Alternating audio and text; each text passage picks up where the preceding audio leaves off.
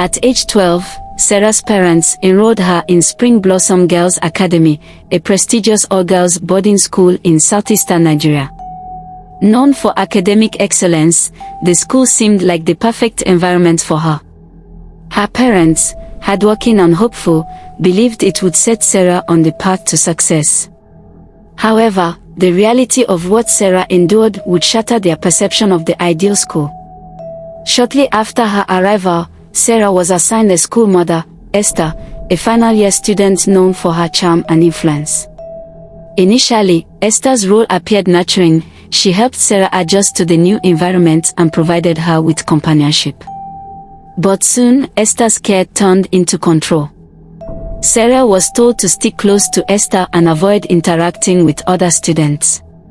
The guise of mentorship masked something darker. Esther began dictating Sarah's every move. She forbade Sarah from befriending other juniors, claiming, "You belong to me." Esther's voice, once gentle, was now laced with control. Sarah didn't question it. She thought this was what school mothers were supposed to do.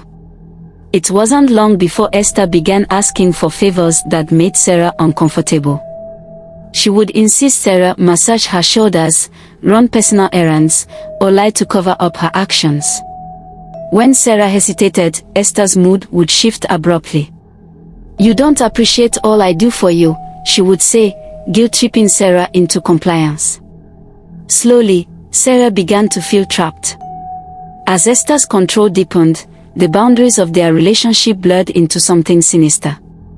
Late at night, when the hostel lights went out, Esther would summon Sarah to her bed. "It's just part of growing up," she would whisper, coercing Sarah into acts that Sarah didn't understand but knew were wrong. Esther wasn't alone. Other seniors, emboldened by a culture of silence, would join in, manipulating and exploiting younger students. Under the guise of lesbianism, they subjected the juniors to abusive drugs.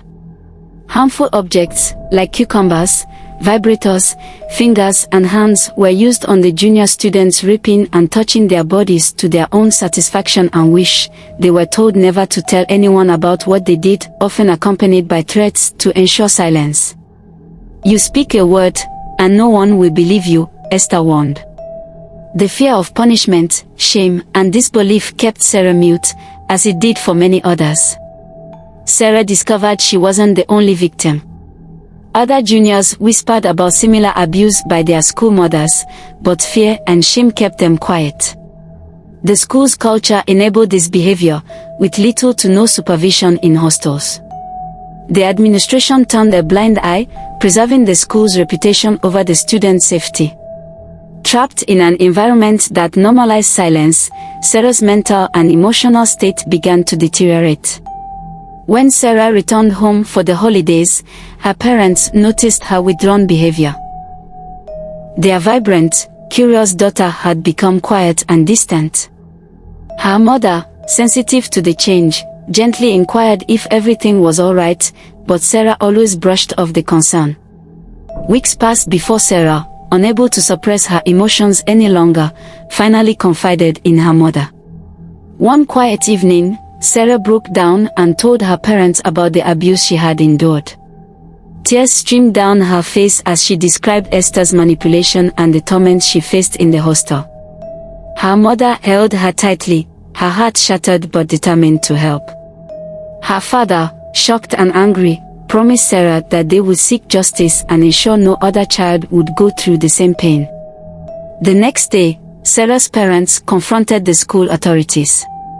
Initially, the administration was defensive, unwilling to admit such issues existed within their esteemed institution.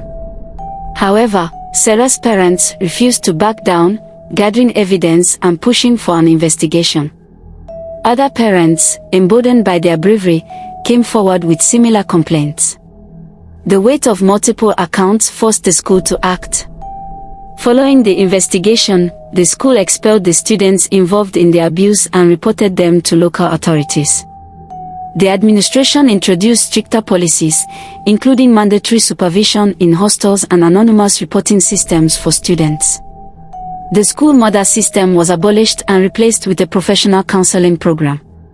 While these changes came too late for Sarah, they aimed to protect future generations.